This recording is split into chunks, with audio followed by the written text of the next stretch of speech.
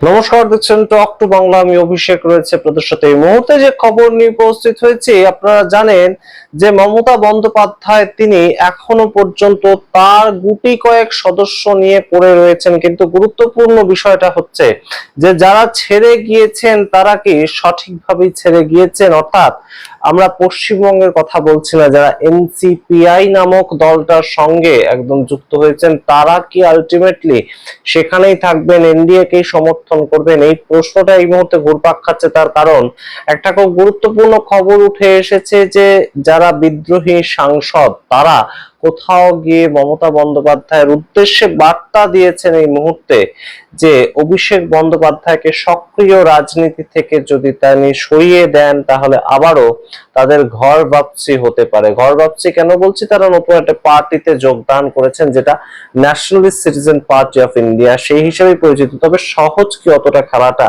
তাহলে কি কোথাও গিয়ে অমিত শাহের সম্পূর্ণ প্ল্যানটা বানচাল হয়ে যাচ্ছে? এই বিষয়গুলো হয়তো কাজ করছে এখানে, এই প্রশ্নগুলো। কিন্তু তার মধ্যেই আপনাদের বলবো যে সরাসরি সুদীপ বন্দ্যোপাধ্যায় যখন গিয়ে অমিত শাহের সঙ্গে রিসেন্টলি পরশুদিন দেখা করেছিলেন, তখনই কিন্তু সরাসরি আমরা দেখতে পেয়েছি অন্ধ্রপ্রদেশ থেকে চন্দ্রবাবু নাইডু তার একটা প্রতিনিধি দল অমিত শাহের সঙ্গে দেখা করতে তিনি পাঠিয়ে দিয়েছিলেন, এবং কোথাও গিয়ে সেটাকে নিয়েই গতকাল একদম সরাসরি প্রায় মাঝরাত পর্যন্ত নরেন্দ্র মোদী দেশের প্রধানমন্ত্রীর একদম বাড়িতে মিটিং হয়, এবং সেখানে কিন্তু ছিলেন তাবড়ো তাবড়ো নেতারা। অর্থাৎ কোথাও গিয়ে একদম এই মুহূর্তে কিন্তু সরকারের যে মন্ত্রিমণ্ডলের বিস্তার, সেই মন্ত্রিমণ্ডলের বিস্তারটা নিয়েই বড় সড়ো একটা জল্পনা চলছে। এবং মন্ত্রিমণ্ডলের বিস্তার যদি হয় এবং তাতে যদি সুদীপ বন্দ্যোপাধ্যায় কিংবা কাকলি ঘোষ, এই দুজনের নাম শোনা যাচ্ছে, তাদেরকে মন্ত্রিত্ব দেওয়া হয়, কেন্দ্রীয় মন্ত্রিত্ব, তাহলে অবশ্যই চন্দ্রবাবু নাইডু যে খুব একটা বসে থাকবেন না সেটা কিন্তু তিনি জানান দিয়ে গিয়েছেন। এবং তাতেই একটা বড় সড়ো প্রেক্ষাপট কিন্তু তৈরি করতে হয়েছে বিজেপির অভ্যন্তরেই, যে তারা কাকে কাকে কোন কোন মন্ত্রিপদটা ডিস্ট্রিবিউট করবেন সামনের মন্ত্রিমণ্ডলের যে বিস্তার কিংবা ক্যাবিনেটের যে এক্সটেনশন রয়েছে সেখানে। সম্পূর্ণটা এই মুহূর্তে বেশ খানিকটা চাপের পরিস্থিতি। আপনারা হয়তো ওপর দেখছেন যে একদম সুখেন্দু শেখর রায়, সুস্মিতা দেব, একদম তার সঙ্গে প্রকাশ চিক বড়াইক তিনিও চলে গিয়েছেন, এবং তার পরবর্তীতে কোয়েল মল্লিক ইতিমধ্যেই তিনি রাজ্যসভার সাংসদ পদ থেকে ইস্তফা দিয়েছেন, ভূপেন্দ্র যাদবের সঙ্গে বৈঠক করেছেন, সেগুলো আপনারা দেখছেন ওপর। কিন্তু আদপে একদম বিল যদি পাস করাতে হয় এবং অবশ্যই সামগ্রিকটা যদি মনসুন সেশনেই করাতে হয়, তাহলে কিন্তু লোকসভাতে 360 সংখ্যাটা ছুতেই হবে। সেটা জায়গায় কিন্তু কোথাও দাঁড়িয়ে নেই এই মুহূর্তে অমিত শাহ। সেটা কিন্তু চর্চা চলছে, কিন্তু তার মধ্যেই যাদেরকে অলরেডি নেওয়া হয়েছে তারা শেষ পর্যন্ত থাকবেন তো? অর্থাৎ যারা এনডিএ কে সমর্থন করলেন তারা শেষ পর্যন্ত এনডিএ তে সমর্থনটা করে তাদের রাখবেন তো? এই প্রশ্নের মধ্যে ঘুরপাক খাচ্ছে। সমস্তটা বিস্তারিত ব্যাখ্যা করে বলবো। আপনারা অবশ্যই যারা এখন পর্যন্ত আমাদের চ্যানেল সাবস্ক্রাইব করেননি অবশ্যই সাবস্ক্রাইব করে দিন। আপনাদেরকে জানাই এই মুহূর্তে যে এনসিপিআই হঠাৎ করে একটা পার্টি, এবং সেটা তৃণমূল কংগ্রেসের ভরাডুবির পর আমরা দেখতে পেলাম, এবং সেই পার্টিতে সবাই গিয়ে যুক্ত হলেন, এবং সেই যুক্ত হওয়াটাও ভূপেন্দ্র যাদবের বাড়িতে হলো, এবং অবশ্যই দিল্লির বাড়িতে হলো। আমাদের মনে আছে যে 8ই জুন যখন একদম ইন্ডিয়া অ্যালায়েন্সের বৈঠক হচ্ছে, ঠিক তখনই একই দিনে একই সময় 20 জন এমপি তারা বৈঠক করছেন ভূপেন্দ্র যাদবের বাড়িতে। প্রথমে খবর উঠে এসেছিল যে একদম 14 জন মতন বৈঠকটা করেছেন, কিন্তু তার পরবর্তীতে একে একে তারা প্রত্যেকেই নাকি সই করেন এবং সরাসরি 20 জন তাতে যুক্ত হন। কিন্তু সেই জায়গাটা শেষ পর্যন্ত রক্ষিত হবে তো? যেই এই 21শে জুলাই আসছে তখনই একদম সরাসরি খবর কিন্তু আপনারা দেখতে পাচ্ছেন স্ক্রিনে, যে খবর বেরিয়ে এসেছে যে তারা আসতে চাইছেন, এবং অভিষেক বন্দ্যোপাধ্যায়ের বিরুদ্ধে তাদের যে ক্ষোভ, সেটা থেকেই তারা বলছেন যে অভিষেক বন্দ্যোপাধ্যায়কে যদি সক্রিয় রাজনীতি থেকে বের করে দেওয়া হয় সম্পূর্ণভাবে, মমতা বন্দ্যোপাধ্যায় সেই কাজটা করতে পারেন, তাহলে তারা আবারও দলে ফিরতে রাজি আছেন। এই কথা যখনই আমরা শুনতে পেয়েছি তখন আবার আপনারা দেখুন আমার উজালা সেখানে একটি খবর ছাপা হয়েছে যে আগামী 21শে জুলাইয়ের যে পোস্টার ছাপানো হচ্ছে কালীঘাট তৃণমূলের কংগ্রেসের পক্ষ থেকে, তাতে কিন্তু অভিষেক বন্দ্যোপাধ্যায়ের ছবি থাকছে না, শুধুমাত্র মমতা বন্দ্যোপাধ্যায়ের ছবি থাকছে। সুতরাং কোথাও গিয়ে কি মমতা বন্দ্যোপাধ্যায় চেষ্টা করছেন, এই নিয়ে আমরা পরবর্তীতে আলোচনা করার সময় পাবো। কিন্তু এই মুহূর্তে গুরুত্বপূর্ণ যে বিষয়টা, মাঝরাত পর্যন্ত কেন দেশের প্রধানমন্ত্রীর বাড়িতে বৈঠক হচ্ছে এবং সেই বৈঠকে শুধুমাত্র এনডিএর কেউ থাকছে না, শুধুমাত্র বিজেপির সদস্যরা থাকছেন এবং খুব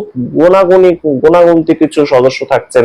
সেখানে নীতিন নবীনের উপস্থিতি গুরুত্বপূর্ণ ছিল এবং অবশ্যই যেটা কিন্তু এই মুহূর্তে সাংগঠনিকভাবে নীতিন নবীন সম্পূর্ণটা কন্ট্রোল করতে চাইছেন, তেমন বিভিন্ন ইঙ্গিত উঠে আসছে এবং নীতিন নবীনের কথা ছাড়া এই মুহূর্তে বিশেষ কিছু হচ্ছে না। নীতিন নবীন অলরেডি উত্তরপ্রদেশে দাঁড়িয়ে যে কথাটা বলেছেন সেটা সরাসরি কোথাও গিয়ে গুজরাট লবি কিংবা অমিত শাহকে চ্যালেঞ্জ করা, কারণ তিনি বলেছেন এর পরের যে সময়টা আসছে ভারতবর্ষে সেটা मोदी এবং যোগীর সময়কাল আসছে। अब ये समय नरेंद्र मोदी और योगी आदित्यनाथ का है, इसको कोई बांट नहीं सकता। इस बात का विश्वास मेरे कार्यकर्ताओं पर है। मुझे কোথাও গিয়ে অমিত শাহকে সম্পূর্ণ উচ্ছ রেখেছেন, তিনি ইগনোর করেছেন। সেই জায়গা থেকে তার উপস্থিতি অবশ্যই গুরুত্বপূর্ণ এই মিটিং এ। তো এই যে মিটিংটা, এই মিটিংটার কিন্তু নীতিন নবীনের একটা আলাদা প্রেজেন্স ছিল এবং তার পক্ষ থেকে কিন্তু গুরুত্বপূর্ণভাবে যেটা বলা হয়েছে, যেটা সূত্রের খবর একদম বেরিয়ে আসছে যে নীতিন গডকরি এবং অবশ্যই রাজনাথ সিং এই দুজন মন্ত্রীকে সরিয়ে তাদের জায়গায় অন্য এই শরিক দল থেকে কাউকে করা হতে পারে, তেমন একটা প্রেক্ষিত পর্যন্ত তৈরি হয়েছিল। কিন্তু সেটা কোনো মতেই নীতিন নবীন মেনে নিচ্ছেন না। তার কারণটা আপনারা নিশ্চয়ই বুঝতেই পারছেন যে এই নীতিন গডকরি তার সঙ্গে আরএসএস এর যে সম্পর্কটা, সেই সম্পর্কটা কিন্তু অবশ্যই গুরুত্বপূর্ণ একটা জায়গায়। যতই নীতিন গডকরি এই মুহূর্তে বিতর্কের কেন্দ্রবিন্দুতে থাকুন না কেন ইথানল নিয়ে, কিন্তু অবশ্যই তাকে সাপোর্ট করছেন নীতিন নবীন সাংগঠনিকভাবে। সেই খবরটা যেমন উঠে আসছে, ঠিক তেমন ভাবেই সুদীপ বন্দ্যোপাধ্যায় যখন দেখা করেছেন গিয়ে একদম সরাসরি অমিত শাহের সঙ্গে, তার একটা মন্ত্রিত্ব চাই সেই শর্তেই তিনি নাকি এনসিপিআই তে গিয়েছিলেন, এরকম খবর ঘুরে বেড়াচ্ছিল। তো সেই সুদীপ বন্দ্যোপাধ্যায় দেখা করবার পরেই একদম সরাসরি প্রতিনিধি দল দিল্লিতে পাঠিয়ে দিলেন কে, চন্দ্রবাবু নাইডু। যে চন্দ্রবাবু নাইডু একদম 2024 সালের আগে থেকেই একদম মোদী সরকারকে সাপোর্ট করেছিল, সেই চন্দ্রবাবু নাইডু তার প্রতিনিধি দল পাঠিয়ে দিলেন। এবং এটার ইঙ্গিত খুব স্পষ্ট, এটার ইঙ্গিত একটাই যে তার কেন্দ্রীয় মন্ত্রিত্ব চাই। কেন্দ্রীয় মন্ত্রিত্ব এই মুহূর্তে যদি সুদীপ বন্দ্যোপাধ্যায় বা কাকলি ঘোষ তাদের মতন ব্যক্তিত্বরা পান, তাহলে অবশ্যই তারও মন্ত্রিত্ব চাই। এবং অবশ্যই যেটা শোনা যাচ্ছে যে একদম মহারাষ্ট্রের যে উদ্ধব ঠাকরে, তার দল ভেঙে যে 6 জন গিয়েছেন, তার মধ্যেও নাকি একজনকে কেন্দ্রীয় পূর্ণাঙ্গ মন্ত্রিত্ব দেওয়া হতে পারে। তো সেই জায়গা থেকেই এই কথাবার্তাগুলো যখন ঘোরাফেরা করছে যে সবে যারা সাপোর্ট করতে এলো তারা কেন্দ্রীয় মন্ত্রিত্ব পাবে বা তাদের প্রতিনিধিরা কেন্দ্রীয় মন্ত্রিত্ব পাবে, অন্ধ্রপ্রদেশ থেকে টিডিপি পার্টির নেতা চন্দ্রবাবু নাইডু সেই জায়গাটা ছেড়ে দেবেন। কেন, তার তো দাবি আরো বেশি সরকার তৈরি করতে এবং সেই সরকারকে টিকিয়ে রাখতে। তিনি 2 বছর ধরে যে কোনো ইস্যুতে সমর্থন করেছেন। ওয়াকফ অ্যামেন্ডমেন্ট বিল সংক্রান্ত বিষয়ে তার একদম ভোট ব্যাংকে ধাক্কা লাগবে জেনেও তিনি সমর্থন করেছেন।